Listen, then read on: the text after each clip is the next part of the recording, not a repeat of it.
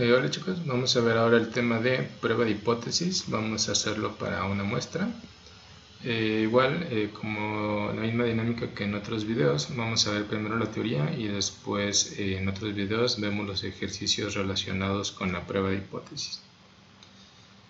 Como una introducción, en temas pasados habíamos trabajado en calcular un intervalo de valores para algunos de los estadísticos puntuales de nuestra población, como la media, la desviación estándar, la proporción. Ahora lo que vamos a trabajar es, vamos a partir de una hipótesis, un enunciado, que afirme cierto valor o cierta condición respecto a alguno de los parámetros poblacionales o muestrales. Y lo que vamos a hacer es llevar a cabo un análisis estadístico para determinar si eso que se está afirmando es correcto o es incorrecto.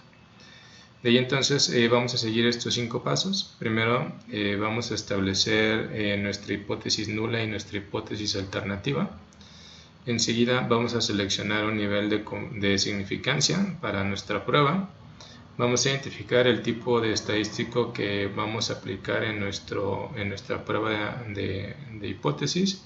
Vamos a formular la regla para tomar decisiones y finalmente vamos a llegar a una decisión si se rechaza o no se rechaza la hipótesis nula. En este caso vamos a trabajar con dos tipos de hipótesis, la hipótesis nula y la hipótesis alternativa. La hipótesis nula es el enunciado que afirma algo respecto a alguno de los parámetros de la población. Por ejemplo, la media de la población es de 100 o la media de esta población es de 50 o la media es mayor que 30. Entonces esa es nuestra hipótesis nula y la hipótesis alternativa es aquello que si se rechaza la hipótesis nula entonces sería verdadero, es decir, si yo digo que la hipótesis nula es que la media sea igual a 10, lo contrario sería decir que la media es diferente de 10. Entonces ese contrario es mi hipótesis alternativa. Igual si yo digo que la media es mayor a 100, entonces lo contrario es decir que la media es menor a 100 y esa por ende es mi hipótesis alternativa. Para llevar a cabo el análisis debemos de seleccionar un nivel de significancia. Usualmente, esto viene dado por el ejercicio. Y este nivel de significancia nos puede llevar a dos escenarios, a 4 de hecho, ¿no? Primero, que nosotros digamos que la hipótesis nula no se rechaza y eso sea correcto, o que digamos que la hipótesis nula sí se rechaza y que eso sea correcto. Pero podemos caer en este umbral donde nosotros digamos que la hipótesis no se rechaza, pero resulta que en la realidad sí se debía rechazar, o bien que nosotros digamos que la hipótesis nula se rechaza, pero en realidad no se debía rechazar. Al final de cuentas, pues esto no lo podemos manejar y esto va a depender del nivel de confianza o la significancia que estemos utilizando. Entonces, si hablamos de un nivel de confianza de un 95%, entonces hay un 95% de probabilidad de que nuestro análisis sea correcto, pero hay un 5% de que pueda ser incorrecto, ¿no? Entonces, es algo con lo que se vive, no se puede evitar este tipo de errores, a menos que se lleve a cabo un análisis de la población por completo y así podamos garantizar sin lugar a dudas cuál es el valor exacto de nuestro parámetro. Como siguiente paso, tenemos que seleccionar cuál es el estadístico de prueba que va con nuestro análisis. Es decir, si estamos trabajando con una población, si estamos trabajando con una muestra, si estamos trabajando con una proporción. De aquí entonces que vamos a manejar tres casos, los mismos que manejábamos con los intervalos. Cuando nuestra desviación estándar poblacional es conocida, vamos a utilizar el estadístico Z. Cuando nuestra desviación estándar poblacional es desconocida, vamos a utilizar el estadístico T. Y cuando trabajamos con proporciones, igualmente vamos a trabajar con el estadístico Z. Entonces aquí vamos a estar utilizando dos tipos de estadísticos, el Z y el T. La diferencia, recuerden que el estadístico T toma en cuenta los grados de libertad, entonces debemos de analizar la cantidad de observaciones que tiene nuestra muestra para a partir de ahí nosotros determinar el valor de nuestro estadístico T. De acuerdo al escenario que tengamos, serán las fórmulas que vamos a utilizar para calcular el valor z o el valor t. Cuando tenemos una desviación conocida, vamos a aplicar esta fórmula para determinar el valor z, el cual requiere la media muestral, la media poblacional, la desviación estándar poblacional y la raíz cuadrada del número de observaciones. Cuando no conocemos la desviación poblacional, entonces vamos a calcular el estadístico t utilizando esta ecuación, la media muestral, la media poblacional, la desviación estándar muestral y la raíz cuadrada del número de observaciones. En este caso igual recordar que utilizamos n-1 grados de libertad en nuestra tabla t. Y finalmente para el caso de la proporción, entonces primero la proporción, recordando, se calcula como el número de casos exitosos entre el número de observaciones totales.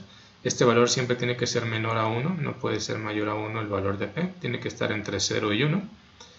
Y para determinar el estadístico z utilizamos esta ecuación, p, que es la proporción muestral, menos pi, que es la proporción poblacional, entre la raíz cuadrada de la proporción poblacional por 1 menos la proporción poblacional dividido entre el número de observaciones.